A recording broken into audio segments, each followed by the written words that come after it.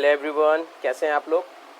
तो previous lecture में यानी लेक्चर नंबर 12 में हमने सीखा लॉ ऑफ डीएमयू के क्रिटिसिज्म, और आज के इस लेक्चर में यानी लेक्चर नंबर 13 में हम सीखने जा रहे हैं significance of law of DMU.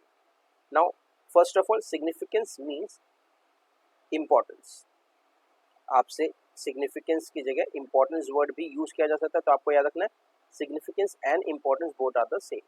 तो आपसे इम्पोर्टेंस भी पूछा जा सकता है, ठीक है। तो क्या इंपॉर्टेंस है लॉ ऑफ डीएमयू को, क्यों पढ़ना जरूरी है, क्यों इसके बारे में जानना जरूरी, देखते हैं। In spite of the criticism, बहुत सारे क्रिटिसिज्म थे हमने देखे।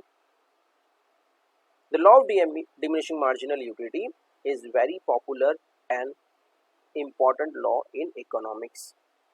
तो लॉ ऑफ डीएमयू में बहुत सारे क्रिटिसिज्म थे, बहुत सारे ऐप थे, बहुत सारी कमियां और खामियां थी, लेकिन इसके बावजूद भी लॉ ऑफ डीएमयू जो है वो इम्पॉर्टेंट माना जाता है, because it is universal application. क्यों? क्योंकि वे दुनिया के हर कोने में यूनिवर्सल, दुनिया के हर खित्ते में, दुनिया के हर कोने में, दुनिया के हर जगह पे लॉ ऑफ डीएमयू अप्लाई होता है। इसीलिए इसको पढ़ना, इसके बारे में जानना, इसके अंडरस्टैंड करना इसलिए ज़रूरी हो जाता है। तो चलिए सीखते हैं point number 1, usefulness to the consumer.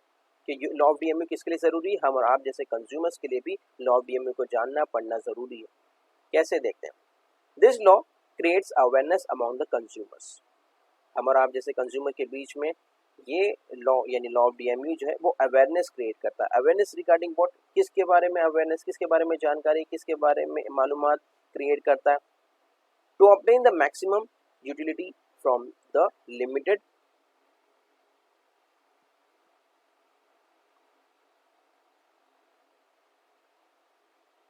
Resources.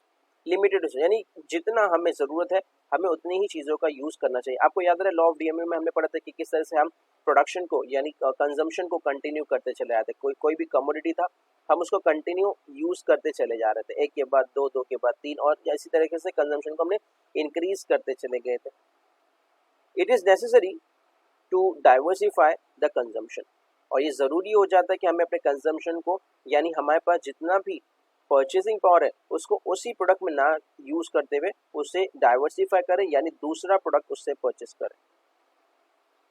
तो ये था कंज्यूमर के लिए एक यूजफुल टिप, एक यूजफुल ट्रिक, जहां पे कंज्यूमर को पता चलता है कि बस एक ही प्रोडक्ट को बार बार यूज नहीं करना चाहिए, बल्कि वो प्रोडक्ट जो उसी सेम कैटेगरी का हो तो उसको यूज कर सकता है, कि उसको पता है कि उस पर्टिकुलर प्रोडक्ट में उसके लिए कितना सेटिस्फेक्शन है, उसके लिए कितना यूटिलिटी है।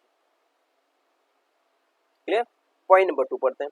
Useful to the government. तो लॉ ऑफ डीएमयू गवर्नमेंट के लिए भी यूजफुल है। कैसे, देखते हैं। The law of DMU is useful to the government in framing various policies. अब लॉ ऑफ डीएमयू गवर्नमेंट के लिए भी हेल्पफुल है कि क्या करने के लिए, किस काम में गवर्नमेंट को हेल्प करता है? फ्रेमिंग द पॉलिसीज, गवर्नमेंट को अपनी पॉलिसीज बनाने के लिए, एक कंट्री को रन करने के लिए जो भी चीजें चाहिए उसके लिए। कौन कौन सी चीजें? Such as progressive tax policy, progressive tax policy, trade policy, pricing policy, भी ये अलग अलग पॉलिसीज है। Progressive tax policy means higher the income higher the tax.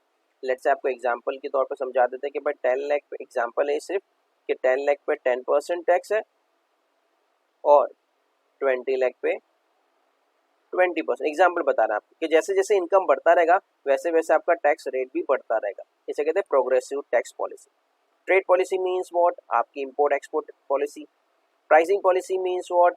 कि कोई भी कंट्री में, किसी भी कंट्री में उस प्रोडक्ट का प्राइस कितना है, उस प्रोडक्ट में गवर्नमेंट का कितना शेयर होगा यानी टैक्स होगा, उस प्रोडक्ट में कितना ज़्यादा मैन्युफैक्चरर के लिए बेनिफिट होगा, यानी मैन्युफैक्चर कितना कमाने के मिलेगा। तो all comes under the pricing policy. तो हमने पॉइंट नंबर 2 में ये सीखा कि डीएमयू जो है, लॉ ऑफ डीएमयू जो है वो सिर्फ और सिर्फ कंज्यूमर के लिए नहीं बल्कि गवर्नमेंट के लिए भी हेल्पफुल है। वो गवर्नमेंट को हेल्प करता है पॉलिसीज फ्रेम करने के लिए। कौन कौन सी पॉलिसी? एग्जांपल के तौर पे आपको रखना है progressive tax policy, trade policy and pricing policy. Clear? चलिए पढ़ते हैं point number 3, basis of paradox of values. अभी पैराडॉक्स ऑफ वैल्यूज क्या है इसको पहले थोड़ा सा समझ लेते हैं ताकि आपके लिए और ज्यादा आसान हो जाएगा ये वर्ड को पढ़ने, इस वर्ड को पढ़ना और इसको आसान समझना। The law of diminishing marginal utility helps us to understand the paradox value. ये वर्ड पहले से उन्होंने शेडेड किया हुआ, हाईलाइटेड किया हुआ, ये आपके लिए इंपॉर्टेंट है, आप भी याद रखेंगे। पैराडॉक्स वैल्यू क्या मतलब क्या होता है? It includes goods that have more value in use and zero और लेस वैल्यू इन एक्सचेंज। यानी बता रहा है कि ऐसे प्रोडक्ट के बारे में बात किया। पैराडॉक्स मीन्स व्हाट, कि वो प्रोडक्ट देखने में तो इतना कीमती नहीं लग रहा है लेकिन रियलिटी में उसकी वैल्यू बहुत ज्यादा है। पैराडॉक्स मीन्स ही कंफ्यूजन, कि भाई ये है क्या ये है।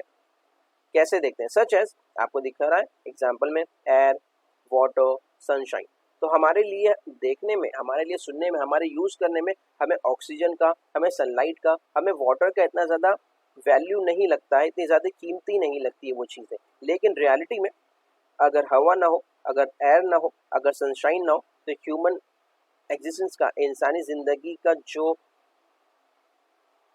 एक पर्टिकुलर एग्जिस्टेंस है वो ही नहीं रहेगा। क्यों? क्योंकि ये चीज आपको दिखने में लग रहा है कि बहुत कम वैल्यू, तो इजीली अवेलेबल है, एयर इजीली अवेलेबल है, सनशाइन इजीली अवेलेबल है, वाटर इजीली अवेलेबल है, तो आपको लग रहा है कि भाई इसकी कोई वैल्यू नहीं है। लेकिन रियलिटी में पैराडॉक्स है कि भाई यही है जो सबसे ज्यादा कीमती है पूरी दुनिया में। As well as goods that have more value in exchange, ऐसे प्रोडक्ट भी है दुनिया में जिसको जब खरीदने जाएंगे तो रियलिटी में उसकी बहुत वैल्यू है, and less value in use, और यूज करने में उनकी वैल्यू बहुत कम है, जैसे such as gold, diamond etcetera. तो यहाँ पे हमने क्या बात सीखी कि भाई कुछ चीजें ऐसी हैं जो दिखती तो कम वैल्यू की लेकिन रियलिटी में उनकी वैल्यू बहुत होती है। जैसे हमने एग्जांपल आपको दिया सनशाइन का, वाटर का, एयर का। और कुछ चीजें ऐसी हैं जो एक्सचेंज करते वक्त, खरीदते वक्त तो बहुत पैसा पे करना पड़ता है लेकिन रियलिटी में उसका कोई भी कीमत नहीं है, वो एक तरीके का पत्थर है, एक तरीके का समझ लीजिए यूजफुल चीज नहीं है, वो एक तरीके का समझ लीजिए सिर्फ और सिर्फ डायमंड कह लीजिए। नो डाउट उसका एक्सचेंज में बहुत वैल्यू है लेकिन रियलिटी में उसका कोई भी कीमत नहीं है। अगर आप ऑब्वियसली अगर इस एग्जांपल के थ्रू समझेंगे कि हम समझ लेते हैं कि एक डेजर्ट में एक पर्सन है जो बहुत ज़्यादा प्यासा है, तो अब वो जो प्यासा बंदा है उसके पास कितने भी हार हो, जवाहरात हो, हीरे हो, मोती हो, लेकिन उस हार, हीरे, जवाहरात से, सोना चांदी से अपनी प्यास को नहीं बुझा सकता, उसको प्यास बुझाने के लिए चाहिए होगा पानी। तो हमने क्या सीखा कि भाई रियलिटी में कुछ चीज़ें ऐसी हैं जिसकी वैल्यू देखने में कम लगती है लेकिन रियल में बहुत है, और कुछ चीज़ें ऐसी जिसकी वैल्यू देखने में बहुत लगती है लेकिन का यूज कुछ भी नहीं है। तो इसी को कहते हैं पैराडॉक्स। पैराडॉक्स का मतलब जो चीज़ें रियल में हमने देखना चाहते हैं वो चीज़ें हमें रियलिटी में देखने नहीं मिलती हैं, जिनकी वैल्यू होनी चाहिए तो वो वैल्यू नहीं है, तो इसी के कहते हैं पैराडॉक्स वैल्यू। जिनकी एक्सचेंज वैल्यू ज़्यादा है लेकिन रियलिटी में वैल्यू कम है। कुछ चीज़ें ऐसी हैं जिनकी रियलिटी में वैल्यू ज़्यादा है लेकिन एक्सचेंज वैल्यू कम है। तो ये हो गया बेसिस ऑफ पैराडॉक्स वैल्यूज। आगे बढ़ते हैं next point, point number 4, basis of law of demand. Law of demand के बारे में हमने प्रीवियस लेक्चर में सिर्फ इसको पढ़ा था कि भाई किस तरह से यूटिलिटी डिमांड को क्रिएट करता है। अब हम सीखते हैं कि किस तरीके से यूटिलिटी को पढ़ने के बाद ही आप डिमांड को समझ सकते हैं। कैसे देखते हैं? The law of demand is based on the law of diminishing marginal utility. यानी लॉ ऑफ डिमांड, यानी हम इसको आगे पढ़ेंगे, चैप्टर नंबर 3A में पढ़ेंगे लॉ ऑफ डिमांड क्या है। लेकिन अभी इतना पता चल गया कि अगर आपने law of diminishing marginal utility पढ़ा है तभी आप लॉ ऑफ डीएमयू को समझ पाएंगे, सॉरी लॉ ऑफ डिमांड को समझ पाएंगे। अगर आपने law of diminishing marginal utility पढ़ा है तभी आप लॉ ऑफ डीएमयू को पढ़ पाएंगे। इसलिए चैप्टर नंबर 3 है लॉ ऑफ डिमांड और चैप्टर नंबर 2 है यूटिलिटी या law of diminishing marginal utility. According to the law of demand, और लॉ ऑफ डिमांड क्या कहता है अभी हम इसको सिर्फ प्रीव्यू देख रहे हैं, एक छोटा सा एग्जांपल के थ्रू समझ रहे हैं। Quantity demanded of a goods rises with a fall in price and fall, ऐसा यहाँ इतना समझ लेते हैं। Quantity demand of goods rises with a fall in price, कि जैसे जैसे जिस चीज का प्राइस कम हो जाएगा तो उसकी क्वांटिटी डिमांड जो है वो बढ़ जाएगी। अगर प्राइस कम हो जाएगा तो डिमांड इंक्रीज हो जाएगी, प्राइस कम हो जाएगा तो डिमांड इंक्रीज हो जाएगी। And fall with an increase in the price, और इसी तरीके से अगर उसी चीज का प्राइस कम हो जाता है तो डिमांड जो है उसकी इंक्रीज हो जाएगी। सॉरी हमने क्या, हाँ, अगर प्राइस इंक्रीज हो जाता है तो डिमांड जो है वो डिक्रीज हो जाएगी। एक एग्जांपल, एक में क्या सीखा कि प्राइस इंक्रीज हो जाएगा तो डिमांड डिक्रीज हो जाएगी, और दूसरे में हमने क्या सीखा कि अगर प्राइस इंक्रीज हो जाएगा, प्राइस इंक्रीज हो जाएगा तो जो डिमांड है वो डिक्रीज हो जाएगी।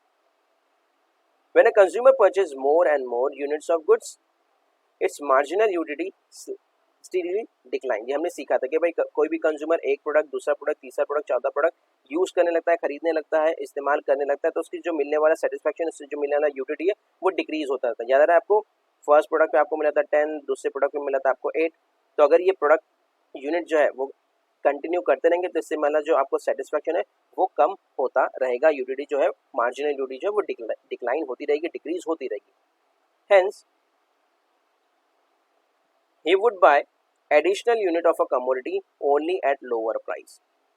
तो कोई भी पर्टिकुलर कंज्यूमर ज़्यादा से ज़्यादा प्रोडक्ट कब खरीदेगा? 2, इसके बाद 3, 4 ऐसे प्रोडक्ट कब खरीदेगा? जब उस प्रोडक्ट का प्राइस कम होता चलाएगा। अभी हमने सीखा ना कि ज़्यादा प्रोडक्ट कब खरीदेंगे, ज़्यादा प्रोडक्ट कब खरीद रहे हैं, डिमांड कब ज़्यादा हो रहा है, जब प्राइस कम है। डिमांड कब ज़्यादा हो रहा है, जब प्राइस कम है। तो इससे हम लॉ ऑफ डीएमयू को पढ़ने से ये आइडिया मिल जाएगा कि एक कंज्यूमर किस तरीके से रिएक्ट करता है प्राइस के रिगार्डिंग, कि प्राइस कम होगा तो कंज्यूमर ज़्यादा खरीदेगा, प्राइस ज़्यादा होगा तो कंज्यूमर कम खरीदेगा। तो थोड़ा सा बेसिक जो है लॉ ऑफ डिमांड के बारे में लॉ ऑफ डीएमयू से हमें समझ में आ जाता है। तो ये थे सिग्निफिकेंस और importance of law of diminishing marginal utility. I hope मैंने आपके सभी डाउट क्लियर कर दिया होगा। तो मिलते हैं नेक्स्ट लेक्चर में। जब तक के लिए keep learning, keep growing, keep smiling. Thank you very much and of course good bye.